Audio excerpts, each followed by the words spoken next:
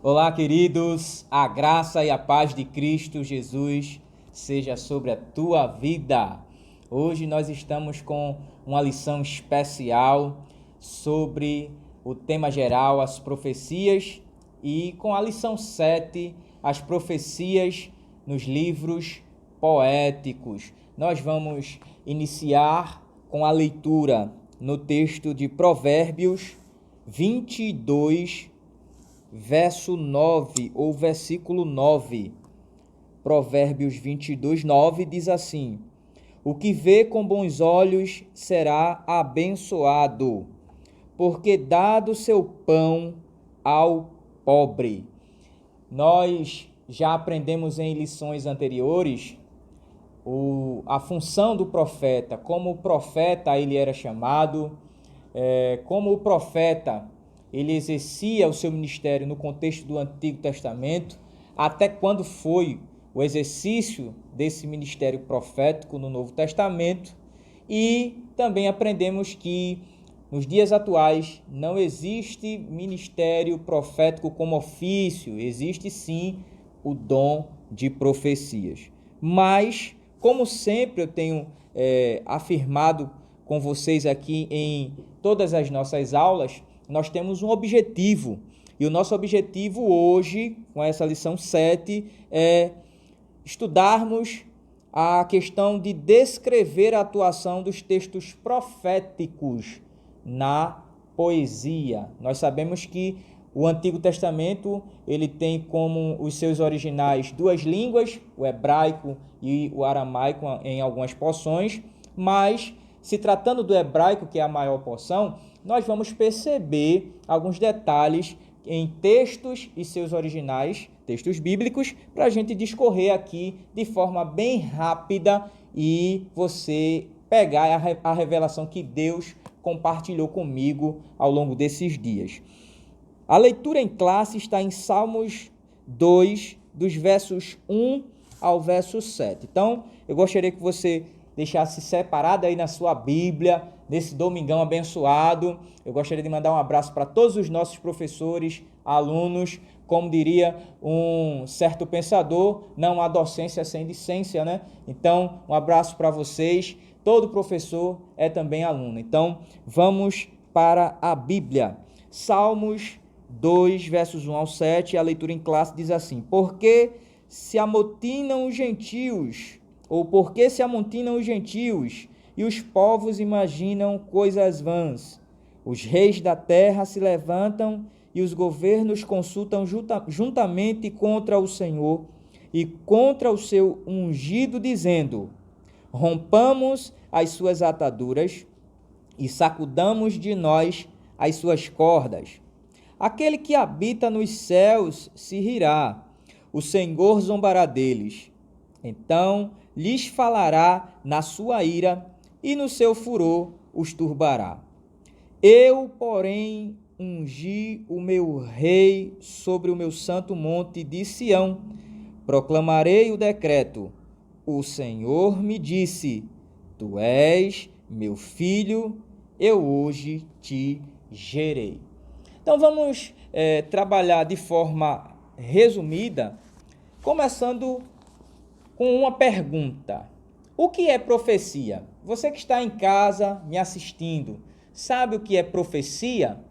Nós falamos sobre profecia em aulas anteriores e dizendo que elas têm 3 tempos, passado, presente e futuro, mas que quando são verbalizadas, elas dizem respeito sempre ao futuro. Mas por que então eu estou dizendo que ela tem 3 tempos? Se na sua verbalização ela sempre indica algo que ainda vai acontecer. Isso é porque existem aproximadamente 2.000 profecias na Bíblia, isso mesmo, 2.000 profecias bíblicas que já se cumpriram. Então, como já se cumpriram, estão no passado, ou seja, já aconteceram. Algumas profecias estão em pleno cumprimento nos dias atuais e pouquíssimas delas ainda faltam se cumprir. Logo, o que é poesia? se profecia é uma verdade verbalizada acerca do futuro, nós temos poesia, se tratando, é claro, da poesia bíblica aqui, que é diferente da poesia ocidental. Nós precisamos destacar isso aqui, aluno. Veja só. A profecia ocidental, ela trabalha, pelo menos a língua portuguesa, a métrica, a rima, os versos. No caso da poesia oriental, que é onde se encaixa o texto bíblico, a ideia central é que as ideias elas tenham essa rima. E não há uma preocupação com a questão da métrica, com a questão desses detalhes pormenores que a língua portuguesa trata. E se você tiver curiosidade de conhecer os versos literários, né, da nossa língua portuguesa, dá uma consultada depois no Google e você verá o que nós estamos tratando aqui. Agora, vamos para o nosso tópico, né, introdutório, já frisando que os livros poéticos, você já deve saber, são 5. Jó, Salmos, Provérbios, Eclesiastes e Cantares de Salomão. Logo, esses 5 livros, dos 5, o mais antigo é o livro de Jó, que nós citamos em aulas passadas, que é o livro mais antigo de toda a Bíblia. Isso mesmo, dos 66 livros, Jó foi o primeiro a ser escrito e ele, o Jó, foi contemporâneo de Moisés. Então é interessante, a título de informação, só para que vocês se situem. Nosso tópico aqui é profecias nos livros poéticos. Vamos para Jó, capítulo 19, que será o texto que nós vamos tratar aqui. Tem uma revelação fantástica dentro do livro de Jó. Versículo 25, o texto diz assim: pois eu sei que meu Redentor vive, e ao fim, e outras versões diz, e por fim, se levantará sobre a terra. Perceba, Jó usa a expressão redentor. Um dos ministérios que Cristo exerceu foi o de redenção. Cristo veio redimir a humanidade dos seus pecados. O que eu acho interessante é que Jó nem imaginava que Cristo viria.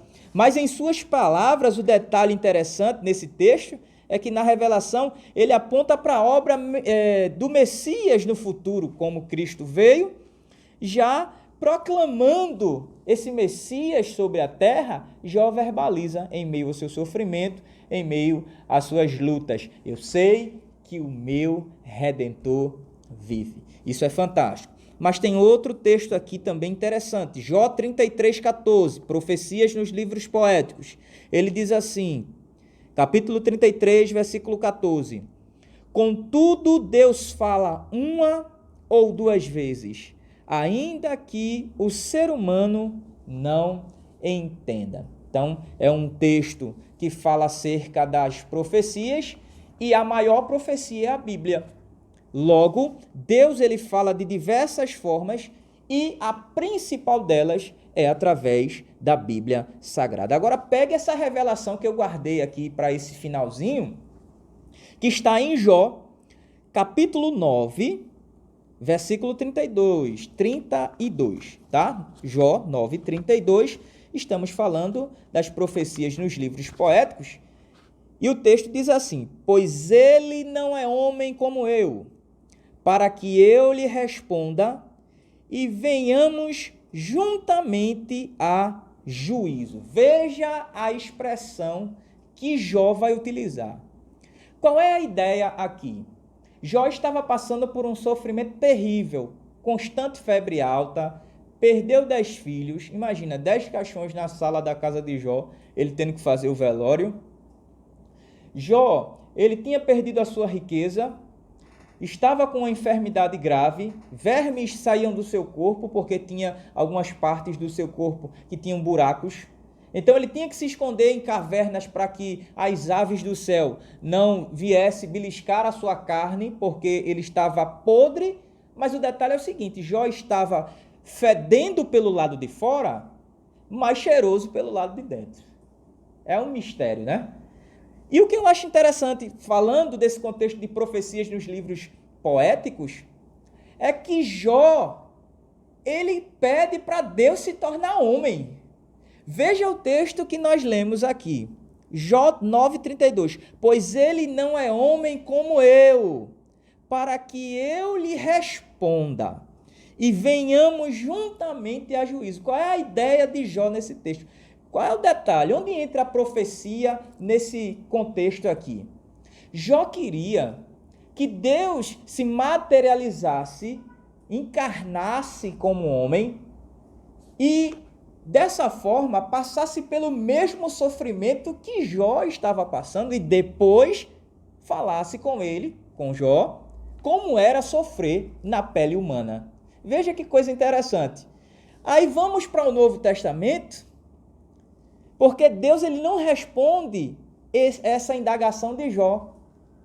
Mas quem é que vem no Novo Testamento como homem? Filipenses capítulo 2, versículo 6, o texto diz assim: mesmo ele sendo em forma de Deus, olha que maravilha, não considerou a igualdade a Deus como algo para se obter vantagem.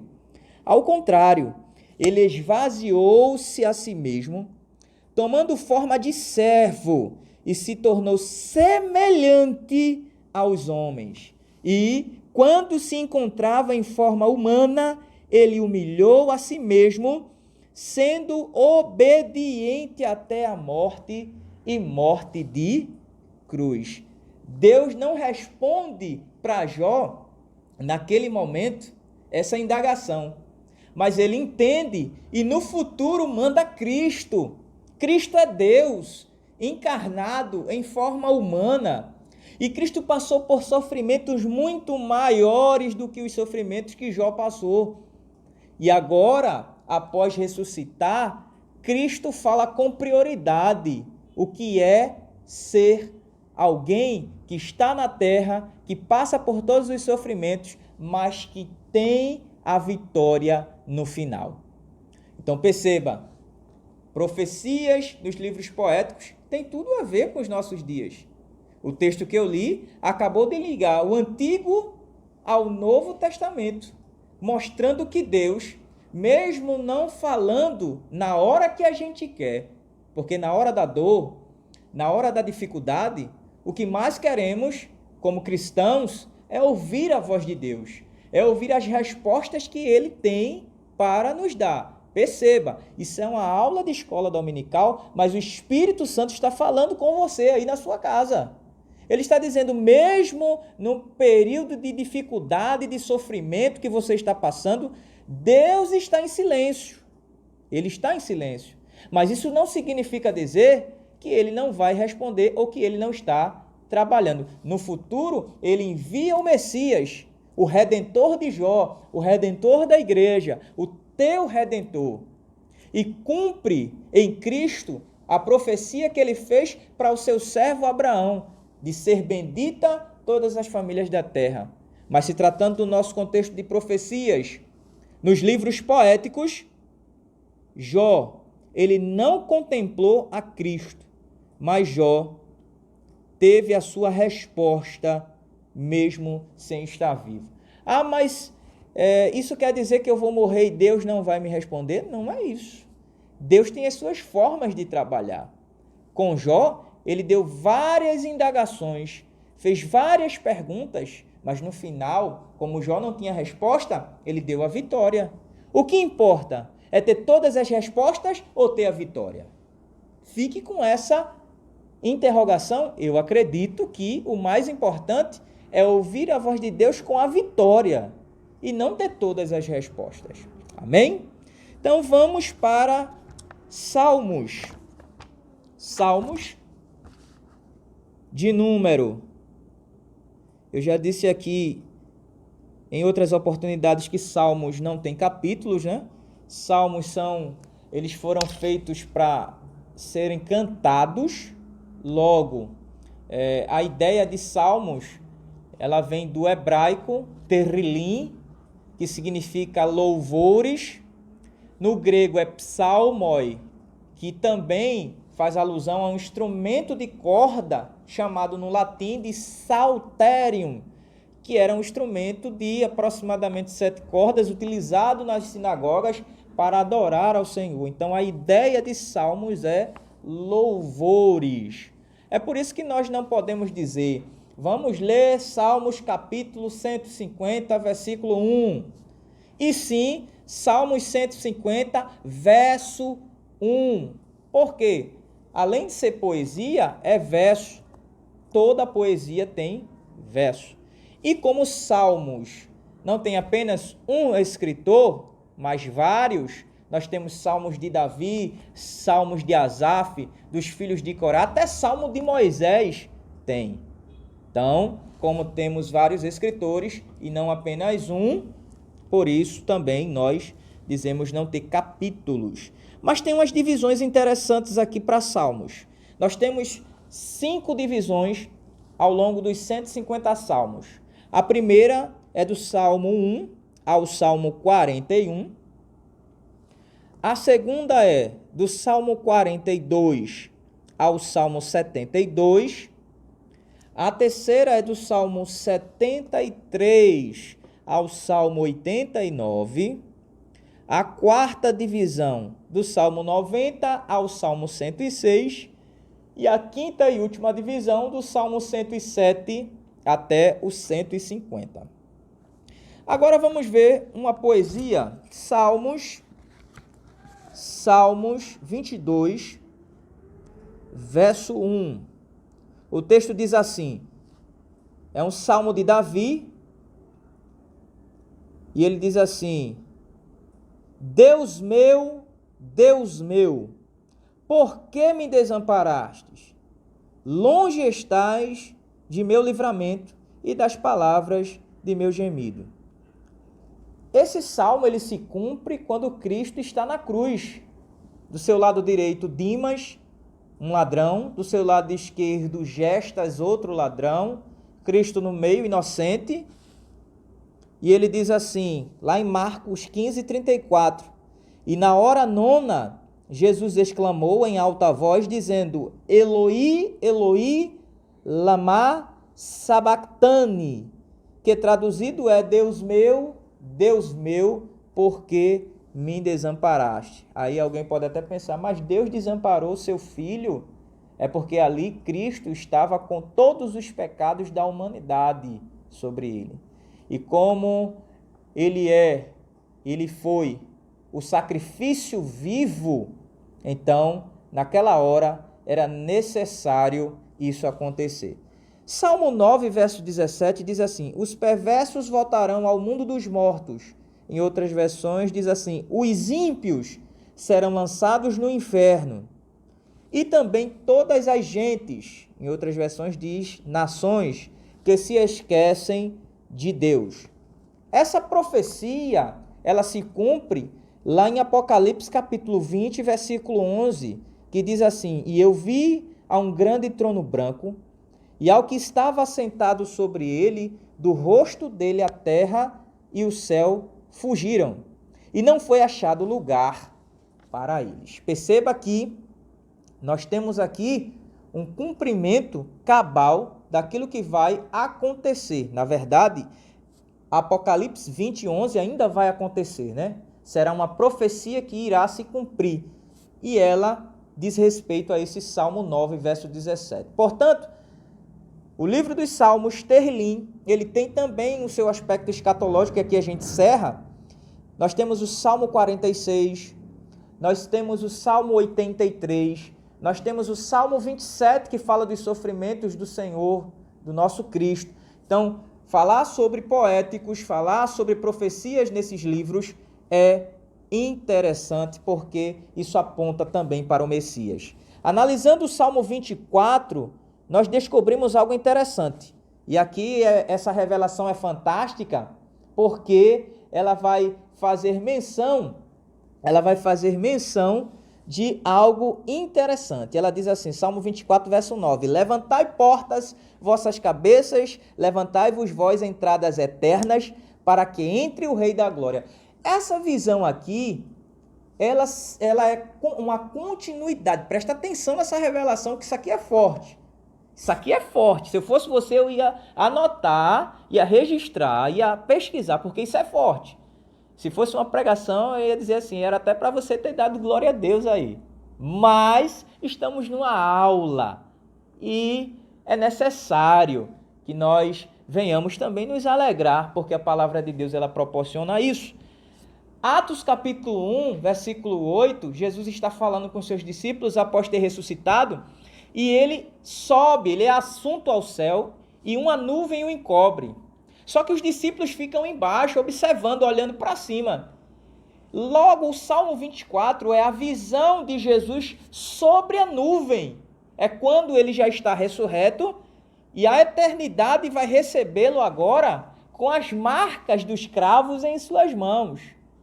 Então, é por isso que o salmista diz lá, levantai, ó portas, as vossas cabeças. Isso é uma linguagem poética, né? Levantai-vos, ó entradas eternas, porque entrará o Rei da Glória. Quem é que está subindo? É o Cristo ressurreto. Então, os anjos estão proclamando isso. E Daniel vai ter a visão desse Cristo ressurreto se dirigindo ao ancião de dias, que está assentado no trono. Veja, é um complemento dessa profecia de Salmos 24 sendo evidenciado. Perceba, Salmo 24 diz que há um clamor, porque o Rei da Glória vai entrar. Cristo subiu, quando ele é assunto ao céu, sobre, em cima das nuvens, essa visão é aclarada, a eternidade, os seus portais são abertos, ele retorna para o seu lar, e Daniel complementa a visão, dizendo que viu o ancião de dias se dirigindo para aquele que estava sentado sobre o trono. Então, vamos finalizar aqui a nossa aula, apenas fazendo menção de maneira rápida sobre Eclesiastes, Cantares e Provérbios, né? A lição tem apenas um tópico. Então, eu vou deixar como sugestão para vocês pesquisarem aí em sua casa pelo menos uma profecia dentro do livro de Eclesiastes. Esse vai ser o nosso desafio. Você da classe dos jovens, adolescentes, senhores e senhoras, novos convertidos também. Esse é o desafio que eu estou propondo para vocês.